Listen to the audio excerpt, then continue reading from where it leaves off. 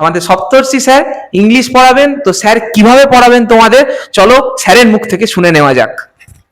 আচ্ছা, hello students, welcome to excellence Bangla. আজকে আমরা ইংলিশের সম্পর্কে আমি বলবো যে আমি একটা নোটসের কপি প্রিপেয়ার করেছি এবং সেই নোটস রিলেটেড কীরকম করবে, কি পড়তে হবে না পড়তে হবে, কীরকম কি ডিটেলড তোমরা আর কি যে প্র্যাকটিস করতে হবে সেই সম্পর্কে আমরা আগে পরবর্তী ক্লাসেসের মধ্যে বোঝাবো। আজকে আমরা নোটসের কপিটা দেখে নেবো। চলো আমরা তাহলে আজকে ইংলিশে ফাদার্স হেল্পের যে নোটসটা আছে সেটা আমরা আজকে দেখে নিই। ফার্স্ট অফ অল আমি দিয়েছি ইউনিট এ থেকে ইউনিট 1 থেকে এমসিকিউ। আমি এরকম ইউনিট ওয়াইজ 3 এমসিকিউ যা যা আসতে পারে সেগুলোকে ডিভাইড করেছি। এছাড়া কমপ্লিট দ্য সেন্টেন্সেস রয়েছে, ট্রু ফলস রয়েছে।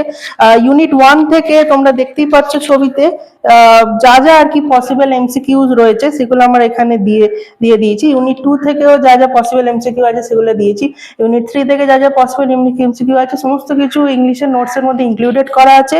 এছাড়া কমপ্লিট দ্য সেন্টেন্সেসও থাকবে, ট্রু ফলস থাকবে, কোশ্চেন আনসার থাকবে। সেগুলো আমরা যত ডিটেলড ক্লাসে এগোবো, যত আমি এক্সপ্লেন করব, সবার সাথে সাথে আমি সবকিছু বলেও দেবো এবং তোমাদেরকে আমরা প্রোভাইডও করবো। গ্রামারে যেটা রয়েছে, আমি যে নোটস প্রিপেয়ার করেছি সব থেকে প্রথমে আমি রেখেছি সেন্টেন্সেস। এখানে তোমরা দেখতেই পাচ্ছ এখানে সেন্টেন্সেস কি ধরনের সেন্টেন্সেস থাকে, assertive sentence, interrogative sentence, imperative sentence, exclamatory, optative, সমস্ত ডিটেইলে লেখা রয়েছে অ্যালং উইথ এক্সাম্পলস। এবং তোমরা আমি যখন ক্লাসেস ডেসক্রাইব করব তখন আমরা শুধুমাত্র এগুলোর ব্যাপারে ডিটেইলে পড়বো না, এই নোটস ডিটেইলে পড়বো না, আমি সমস্ত কিছু এক্সাম্পল সমেত বোঝাবো এবং আমি তোমাদেরকে ওয়ার্কশিট এবং এক্সারসাইজও দেবো।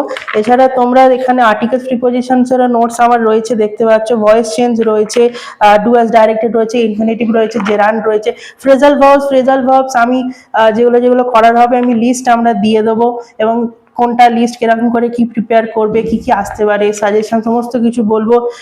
এছাড়া যেটা তোমাদের কোশ্চেন প্যাটার্ন অনুযায়ী ফাইন্ডিং কারেক্ট অল্টারনেটিভ থাকবে, কি মানে forms of verbs, forms of adverb, forms of etcetera ওখানে ব্র্যাকেটের মধ্যে দেয়া থাকবে। কারেক্ট তোমাদেরকে টেন্স থাকতে পারে, কারেক্ট অল্টারনেটিভ টেন্স সিলেক্ট করতে হতে পারে। এবার ডু অ্যাজ ডাইরেক্টেড এর মধ্যে আর্টিকেলস, প্রিপোজিশনসটা আলাদা আসবে, ঠিক আছে, ফিল ইন দি ব্ল্যাঙ্কস ফর্মে আসে ওটা। এছাড়া ডু অ্যাজ ডাইরেক্টেড এর মধ্যে থাকবে ভয়েস চেঞ্জ, ন্যারেশন মানে ডাইরেক্ট টু ইনডাইরেক্ট স্পিচ, তারপর degree change, etcetera, infinitive, gerund, joining of sentences, যেমন ইনস্ট্রাকশন দেওয়া থাকবে তেমনই করতে হবে। এছাড়া একটা ইম্পর্টেন্ট কোয়েশ্চেন আসবে যেটা লিঙ্ক থাকবে তোমাদের আনসিন কম্প্রিহেনশনের সাথে। আনসিন কম্প্রিহেনশনের মধ্যে থেকে কিছু ওয়ার্ডস খুঁজে বার করতে হবে যেটা আর কি ওইখানে দেওয়া হয়েছে।